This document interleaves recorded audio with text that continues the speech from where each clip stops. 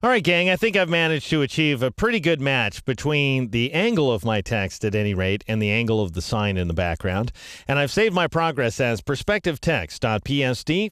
In this exercise, we're going to go ahead and blend these letters with the sign so that they appear to be genuinely superimposed. So here's what I'm going to do. I'll make sure that the I Love Automation shape layer is selected. Then I'll drop down to the FX icon, and we'll start with an inner shadow, so that the characters appear to be carved out of the sign. And the default settings are actually not half bad. I am going to change out the color, however, so I'm going to click on this color swatch. And I'm going to change the hue value to 105. And by the way, this is just a hue value I found inside the image by clicking with this eyedropper inside one of the darker portions of the robot. Notice I just lifted 106, and then I rounded down to 105. All right, and then I'm going to take the saturation value down to 50% and the brightness value down to 25%, like so. So we get this dark green. Click OK. I'll take the opacity value down to 55% for this particular effect. Multiply is the blend mode of choice here. An angle of 135 degrees suits us just fine, and we might as well leave Use Global Light turned on. We've got a distance of 5 pixels, a choke of 0, and a size of 5 pixels as well. That is all copacetic by me. And that's it. Now, there is one other thing I want to do. I want to add a little bit of gradation inside of these letters. So I'd like them to appear a little darker toward the bottom than they look at the top. So normally what I do is add a gradient overlay. But the problem with the gradient overlay is it's going to be sized to fit the entire image.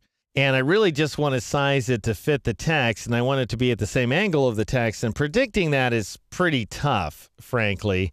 So I could sort of monkey around with this until I got a good direction, like, let's say 65 degrees obviously isn't right. Let's go ahead and increase that value.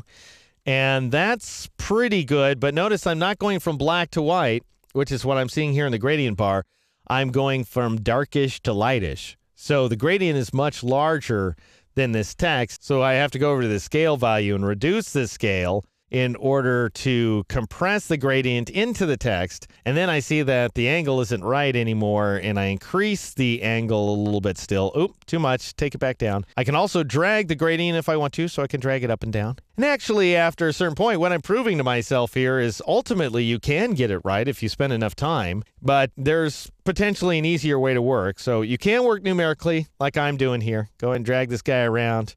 Fuss with it until you get exactly the results you're looking for, and then go to the blend mode. And bear in mind, we're just applying darkness and lightness. We're not applying black and white because we're going to change the blend mode from normal to overlay so that we get this effect here, and then we're going to reduce the opacity of that effect, and I'll probably take it down to 30%, something like that.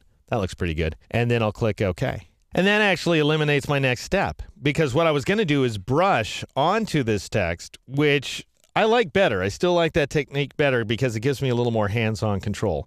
So let me show you what that looks like. For those of you who love gradient overlay and you found that to be useful, great. You've got it. You can skip the rest of this exercise and move on. Those of you who would like to see another way to work, turn gradient overlay off and just leave inner shadow on. We definitely want the inner shadow effect. And we're going to create a new layer by pressing Control-Shift-N or Command-Shift-N on the Mac. And I'm going to call this Brushwork. And then turn on Use Previous Layer to create clipping mask. And click OK. So we've got a clipped layer sitting on top of this vector-based I Love Automation layer. That way we'll be brushing exclusively inside the letters, which is what we're about to do. Now grab the brush tool, which you can get by pressing the B key if you like. And make sure your foreground color is set to black for the moment, so just press D for the default colors. And notice that I have a pretty big brush going on here. If I right-click in the image window, you can see it's set to 300 pixels, so pretty huge. Hardness 0%, very important. And here's how I'd like you to paint. Just click toward the bottom of the eye there, like so. And then I want you to go over to the bottom of the N and shift-click so that you create a straight line of darkness along the bottom of the text. Now press the X key in order to switch your foreground color to white, and I want you to click about here, sort of above and to the left of the eye, in order to apply some brightness there. And then I want you to shift-click above and to the right of the N, about right there, I'd say, and you'll create a straight line of white across the top of your letter. So this takes a lot of the guesswork out of that gradient. We're still creating a kind of black to white gradient. We're just doing it with a couple of brush strokes instead. And now check out your brushwork layer thumbnail right there. You've got a line of white and a line of black. At least that's what I have. And now I'm going to change the blend mode for that layer to the exact same blend mode we used just a moment ago for the gradient overlay effect, which is overlay. And when I choose the mode, I get this effect here. So pretty similar to what we were seeing with the gradient overlay. Again, I just felt like I had better control this time around. And now I'll press the escape key here on the PC, so the blend mode is no longer active. I'll switch back to the marquee tool by pressing the M key, and I'll press the 2 key in order to reduce the opacity value to 20%. And this is what the text looks like without that brushwork layer. And this is what it looks like with the brushwork layer. So you can see it just adds a little bit of bounce.